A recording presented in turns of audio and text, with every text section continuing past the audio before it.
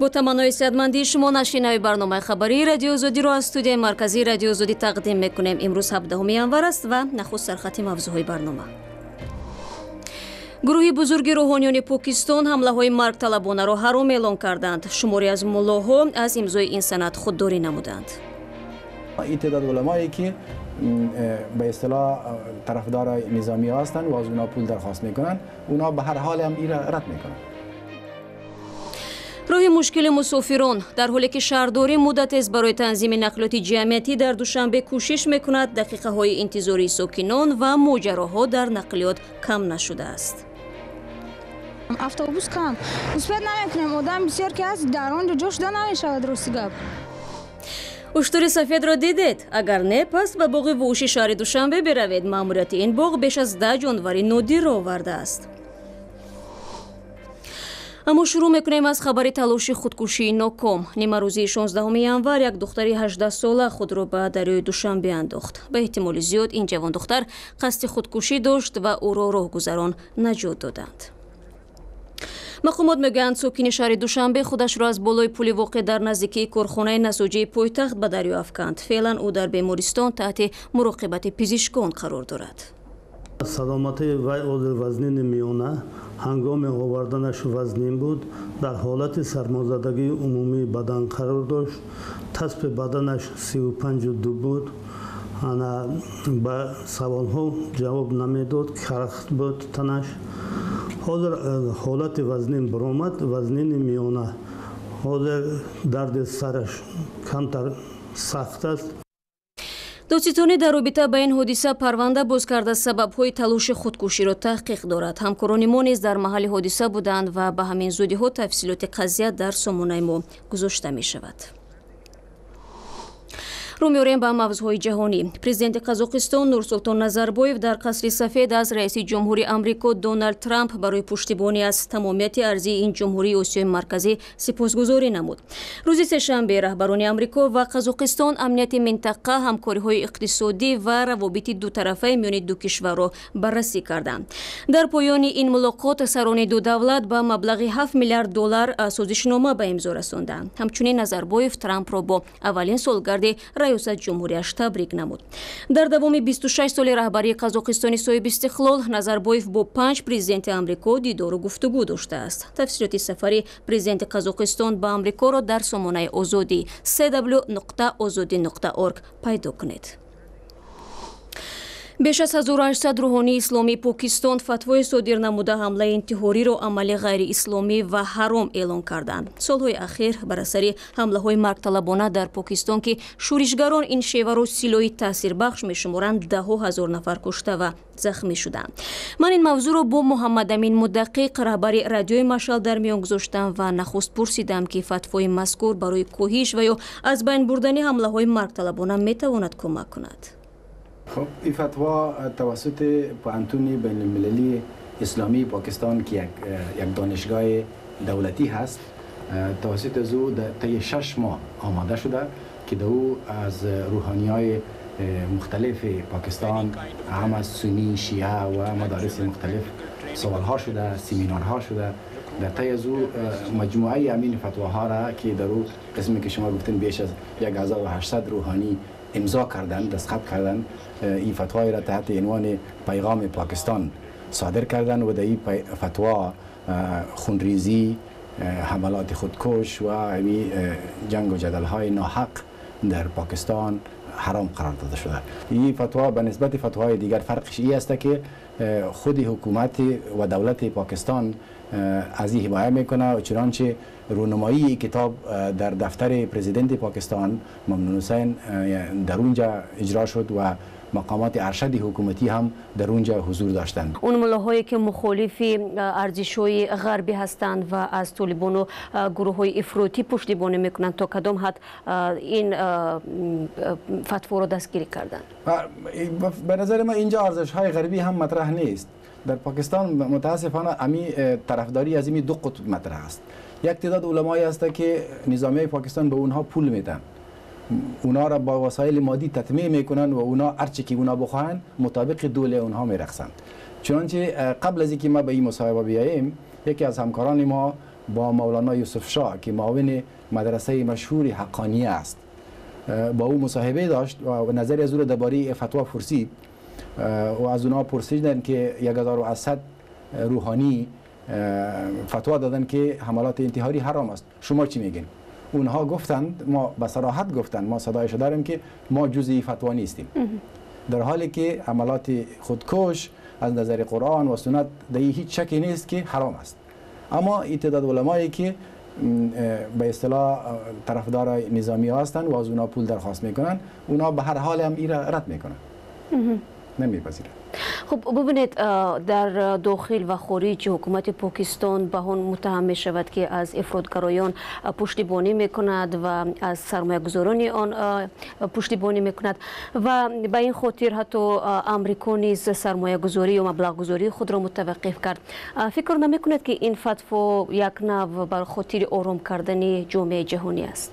به نظر من این هنوز هم تلاش های حکومت مسلم لیگ است که رهبرش نواز شریف است تا بتانه جناح نظامی‌ها را ضعیف بسازه و همی پاکستان را از شر تروریسم و نجات بده. هر قدری که پاکستان آرام میشه، هر قدری که پاکستان قانونمند میشه و هر قدری که جنگ و تروریسم از پاکستان دور میشه، نظامیای پاکستان ضعیف میشه. سپاس فراوان برای اینکه به سوالهای ما پاسخ دادید و خاطررسان میشیم که در مهمانی ما رهبر رادیو مشعل محمد امین مدقق بودند. روز شما خوش باشید. سپاس شما.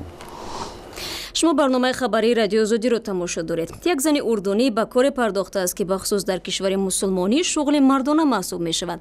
او با تعمیر ماشین ها دست و آستین ورزده است و میگوید تا جایی در پیشه خود موفق هم هست، ولی خصوصیت کار بلقیس این است که مشتریان او همه زنانند. ساجده میرزا موضوع را ادامه می‌دهد.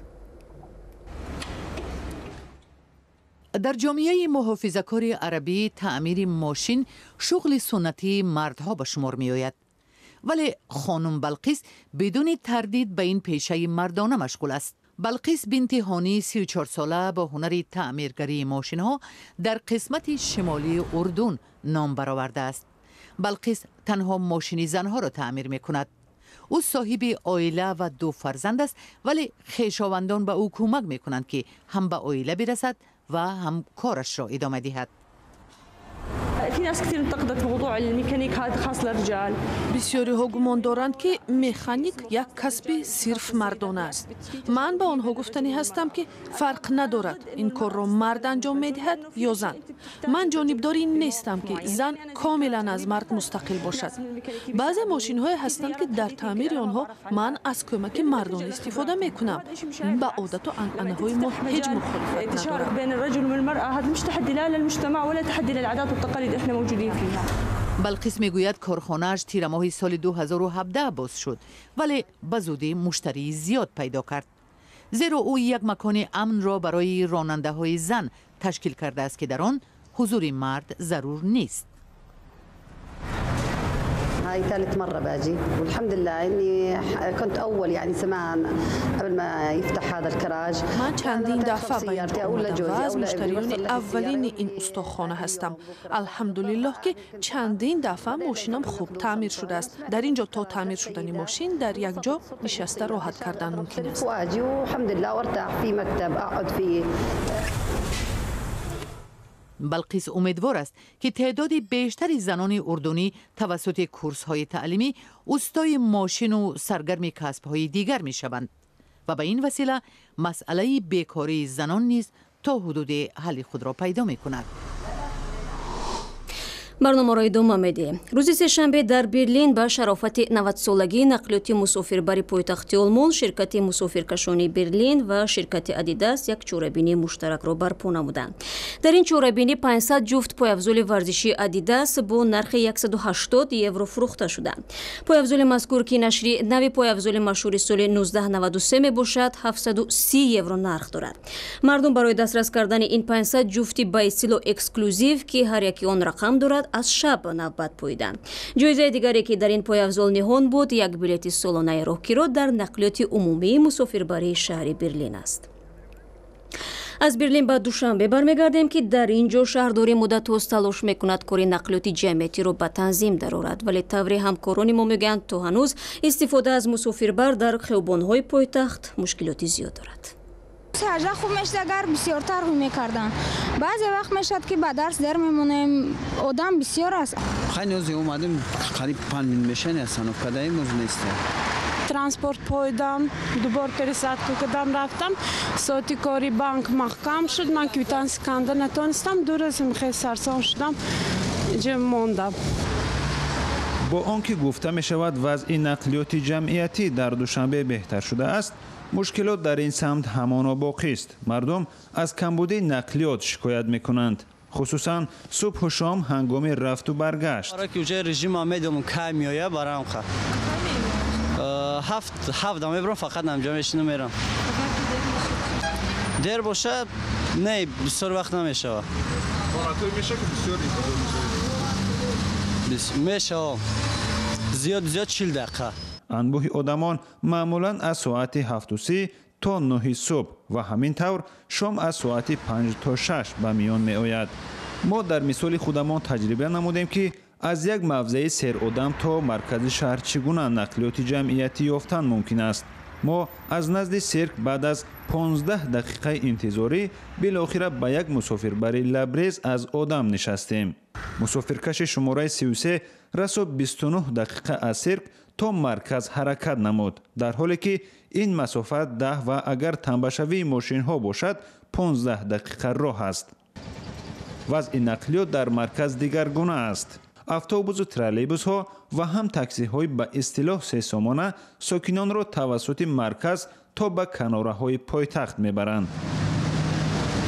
مشکلات نقلیات بگاه برعکس می شود. به قول نقطه های گرم جاده های مرکز پر از آدم می شود و نقلیات کمچین. چند دقیقه حضور ما هم در نزد دانشگاه سلاویانی و بالاتر تلویزیون سفینه این گفته ها را تصدیق کردند. میام چور نیست. فهمیدی؟ نیم ساعت میرسیم میای پر رای ندید دیوز چیکاری کرد.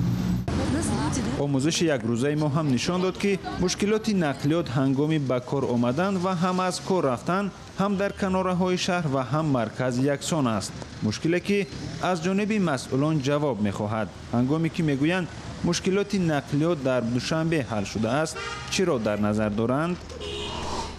باغ وحوش دوشنبه صاحب چندین حیوانات نادر گشت. برای یوسفی جانوران نو را در باغ وحوش دوشنبه از نزدیک مشاهده کرد. مقال مردمی اشتری سفید را دیدید؟ نه، از این بعد شاید کم اهمیت شود. زیرا در باغ وحوش دوشنبه اشتری سفید آوردند و هر کس امکان دارد از این بعد اشتری سفید را از نزدیک ببیند. اشتری سفید از شمار 17 حیوان نادر است که مأموریت باغ وحوش دوشنبه اخیراً به دست آورده است. دو سر مرالواری ساختیم، آهوی سیبیری، یک سر اوریکس، یعنی که اوریکس یک آنتیلوپ میشه. این اصلا در جای گرمش دولت‌های آفریقا نمیشه ساختیم.